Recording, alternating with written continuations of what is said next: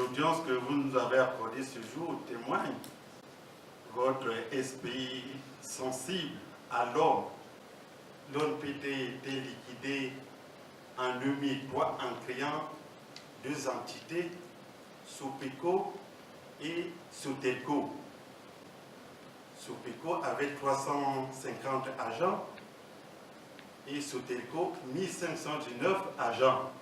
Très jeune qu'elle était, Sotelco n'avait pas de capacité financière pour prendre en charge ce personnel. Elle était obligée de libérer 1202 agents, parmi lesquels ceux qui sont en face de vous, ils sont parmi ces 1200.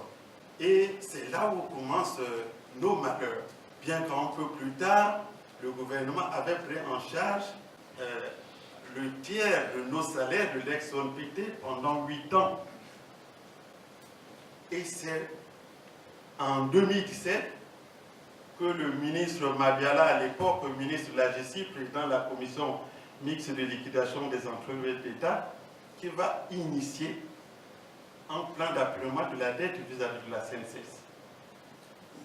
Mais quand la commission mixte de liquidation des entreprises d'État se transporte à la CNCS pour présenter, déposer nos dossiers de pension, la CNCS refuse de les recevoir et les dossiers et le plan d'apurement. Alors que hier, c'est cette même CNCS, en 2015-2016, qui disait « Cherchez à avoir le plan d'apurement, je vais vous prendre en charge ». Le plan d'apurement signé est là devant elle, elle refuse et demande que l'État lui reverse les liquidités. C'est les 15 milliards que nous devons, que l'État doit pour les cotisations pour la dette sociale. Voilà la nouvelle exigence de la CNCS. Ça, c'est le premier problème. Le deuxième problème, c'est la créance de la télémutuelle. La télémutuelle, c'est la mutuelle des ex-travailleurs de l'ONPT. Lors de la clôture de la gestion, l'ONPT était redevable vis-à-vis de la télémutuelle, de la mutuelle, d'une somme de 550 millions. La télémutuelle avait aussi des placements dans les banques. Ces banques ont été liquidées, les avoirs ont été transférés à la CCA de l'ordre de 35 millions. Tout ce que le souhait que nous formulons, c'est de rencontrer le gouvernement. Rencontrer le gouvernement pour que le gouvernement trouve des solutions, une solution définitive à nos deux situations, la CNC et la création de la télémutuelle. Donc voilà les souhaits que nous formulons. Nous comptons sur vous. Papa vénérable président, nous allons papa à la solution. Nous allons prendre la monété. Nous allons prendre la monété. Nous allons prendre la monété. On a banni la personne à la bande à côté là. Et nous, quand on est là, nous tata, bah retraite na biso, papa surtout ma famille balé wana. Dirigeants, nous avons suivi avec une attention particulière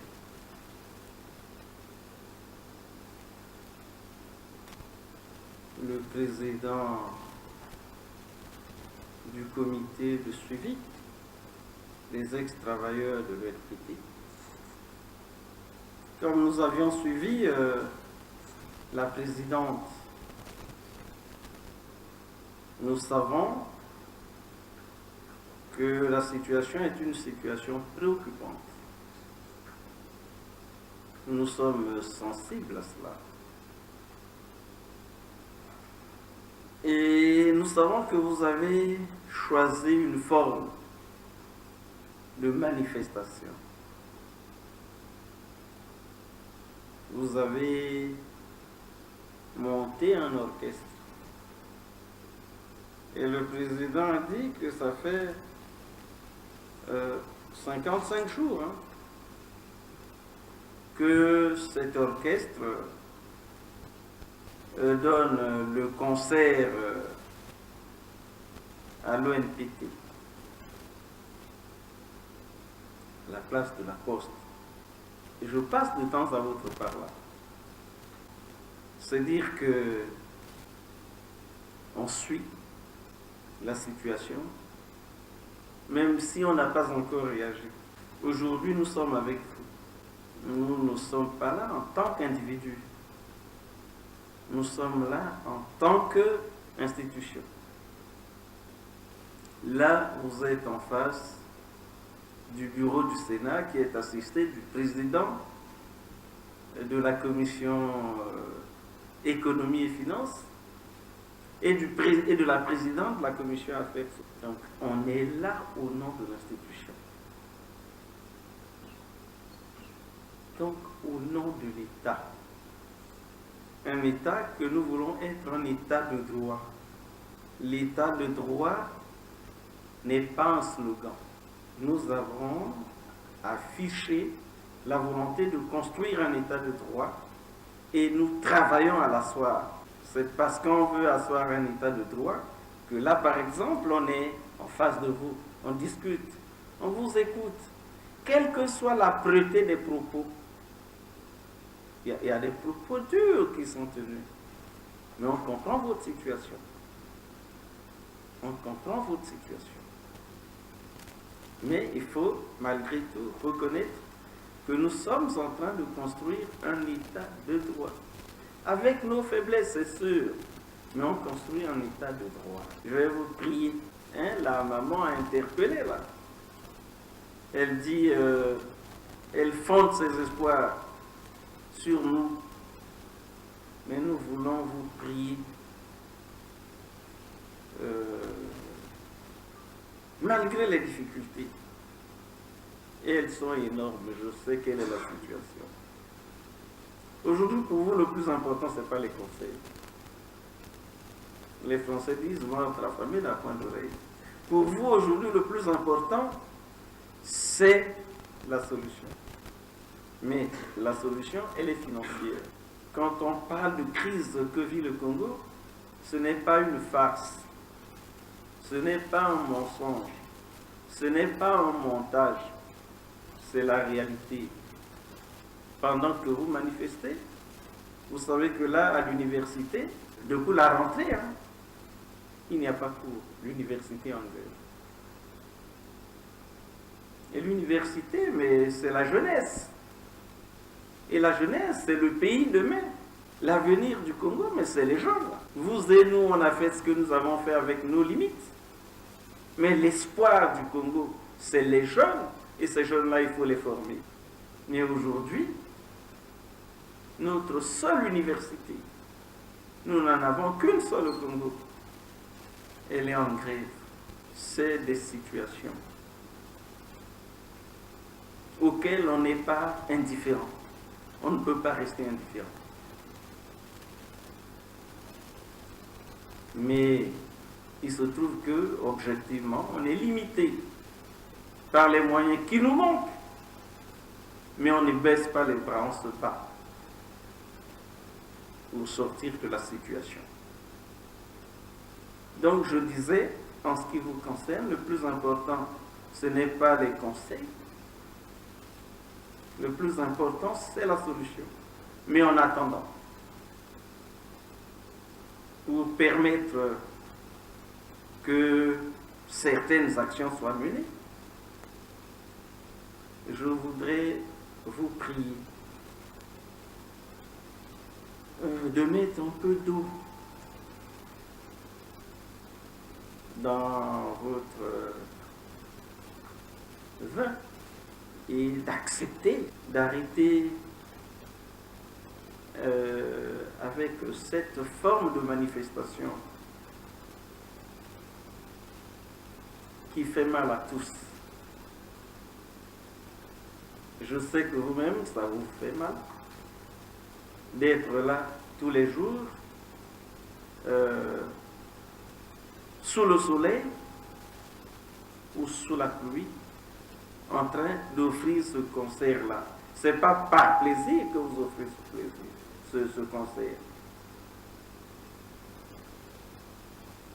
c'est une manifestation, c'est une forme de révolte, c'est un moyen de passer le message. Je crois que vous l'avez suffisamment passé, ce message. Je voudrais solliciter que vous arrêtiez avec cette manifestation. Et je voudrais dire que le combat va être notre combat commun. C'est votre combat, c'est notre combat. Avant d'être avec vous, nous nous sommes retrouvés. Moi, personnellement, je me suis retrouvé avec le gouvernement. Il n'y avait pas de micro. Il n'y avait pas de micro. On ne vous avait pas encore reçu quand nous avons soulevé la question de la dette sociale de l'ONPT. Nous n'étions pas encore mandatés par vous, mais nous savons que c'est notre responsabilité. On s'est retrouvé avec le gouvernement. Entre autres problèmes, il y avait la dette sociale de l'ONPT. Il y a les 585 millions pour le compte de la télémutuelle, il y a les 15 milliards, il y a etc. Mais c'est de grosses sommes.